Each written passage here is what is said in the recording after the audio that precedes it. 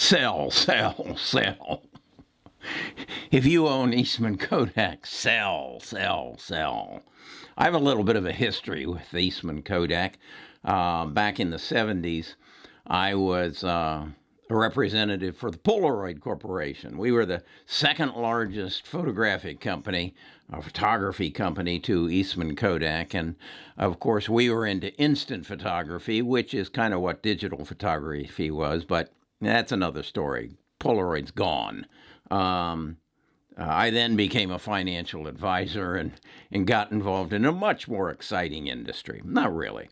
So today, Eastman Kodak is up 73%, up from $7.50 to $13.06 in pre-market. Why? Well, a couple months ago, they worked a deal with the government, and somehow I believe the president was involved with the CEO or some new CEO of Eastman Kodak, and they agreed to give him a loan for $765 million. That being done, the price of the stock went up from $2.65 to $61. And a few people said, that doesn't smell right. And they did an investigation to find out if some of the employees had leaked some information and gotten some special stock options. And the whole thing kind of smelled like fish. And so the stock then plummeted, and a lot of people lost a lot of money. So now it's reported in the Wall Street Journal this morning that they've done an investigation, and they found nothing went wrong. Nothing was wrong. So the price of the stock this morning is scheduled to go up 63%. Now, should you buy, hold, or sell? Well, I don't think you should buy. I don't think you should hold. I think it's time to sell. And let me tell you why. You need to understand the history of Kodak, and I'm sure there are new people there. Back in 1978, this is the company who invented digital photography. Yeah, that's right. Their board of directors was shown a camera. It was the size of a toaster that could take a 1 megabyte. I believe it was 1 megabyte. Don't hold me on that. Instant digital picture. And they showed it to the board, and the board looked at it and said, fella, we're in the chemical business, chemical and paper. We're not in digital photography. We don't want any part of that. Well, you know how that worked out. Digital photography is, in fact, my wife asked me this morning, does anybody still use film photography? And I said, yeah, probably it's an art form somewhere, and somewhere hidden in the dusty warehouses, there's a lab that develops film and projects it onto paper or whatever. And there is probably still a film photography, but I don't know who is involved in it. There were some Japanese companies who got very involved in it. So let's again think this through. We had a company that last Friday was worth, had a market cap of $581 million. And then this morning, after 8:30 Central Standard Time, it will be worth $1 billion, up 73%. How does that happen? It's a loan. If you are a company and you are in the business of making coffee cups with the logo Best of Us Investors on it, and you're really not doing that well, but you got an idea as to how you can market this coffee cup digitally over the internet, and you go pitch someone and say, hey, I need $765 million loan to market my coffee cups. Will you loan it to me? And let's say they say, yes, we will. We will loan you the $765,000. Does the value of your company then increase by 73%.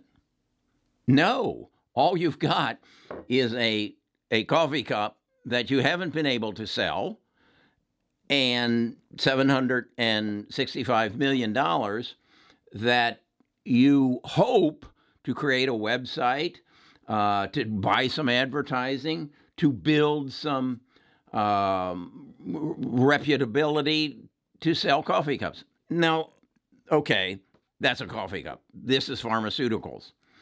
They have no history that I could find of making pharmaceuticals. They have a chemical plant where they used to make chemicals to develop films on paper. But now they're going to be a pharmaceutical company. And if I remember the whole story right, this was all about they were going to be the champion to find the vaccine. Well, wait a second. Don't we have 2-3 companies? I think if you count those in Russia and China, we're probably up to about 7 companies that have a vaccine. And Eastman Kodak is starting from ground zero because the loan was put on hold. They haven't been doing any research. They haven't been hiring any people. They haven't been stealing people from Pfizer and Moderna. They've been sitting on their hands since I think it was July. So why is this company in the time of a weekend value up 73%? So why would you buy it? And then I would ask you, who do you think is bidding this up? Do you think it's the wolves of Wall Street? Do you think maybe this could be, hey, we pumped and dumped it up to 61 and came back down to 3? Well, maybe we can do it again. Maybe there's still some suckers out there who will buy this a second time, knowing they got their pants ripped off of them on the last time. They'll come and do it again. Do you think that might be what's going on? Or do you think that this is a legitimate, in the future, we're going to be taking Kodak Pharmaceuticals for whatever, because they've got a loan for $753 million. That sounds like a lot of money. But if you're starting from ground zero to make a pharmaceutical, and you look at some of the other companies that are in the pharmaceutical business, and it just doesn't happen overnight. So my advice to you is, if you own Kodak and it was $7.53 Friday, and now it's $13.06. Get your sell order in as quick as you can. I don't think it's going to stay up there very long. That would be my advice, but that's all that is. I'm not an expert. I have no inside information. I'm not a financial advisor. I used to be, but haven't been a financial advisor since 2005. But that's my take on it. And I felt compelled to make a video this morning to share my feelings. In fact, this is in lieu of the letter that I normally send out every morning. And if you want to get more information, and if you want to come to our Discord and talk more about this and give your opinion and share your opinion with the other 7,000 people on the Discord, go to bestofusinvestors.com. I'll send you a letter. And in that letter, I'll tell you how to sign up for the Discord. We call ourselves a tribe. We're a group of, we have about 67,000 subscribers. We're going for 1 million. And basically what we're trying to do is make good financial decisions collectively. We're trying to learn to keep more of what we make by understanding the tax code. And then we're taking care of what I'm going to call the All-American Challenge. The All-American Challenge is that our federal government says, if you're good enough and you can accumulate $24 million, you can pass that income tax-free onto, not income tax, estate tax-free onto your heirs. Wow, that's a challenge.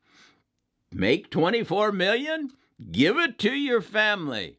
Let's go for it. Let's make our 24 million. That's what I'm doing. I'm going to accumulate 24 million that I have no need for, and I'm going to pass it on to my family. So, in essence, what I'm doing is I'm making a difference. I came to this earth some 76 years ago, and I'm going to leave, and they're going to say, Kerry made a difference. I challenge you to do the same.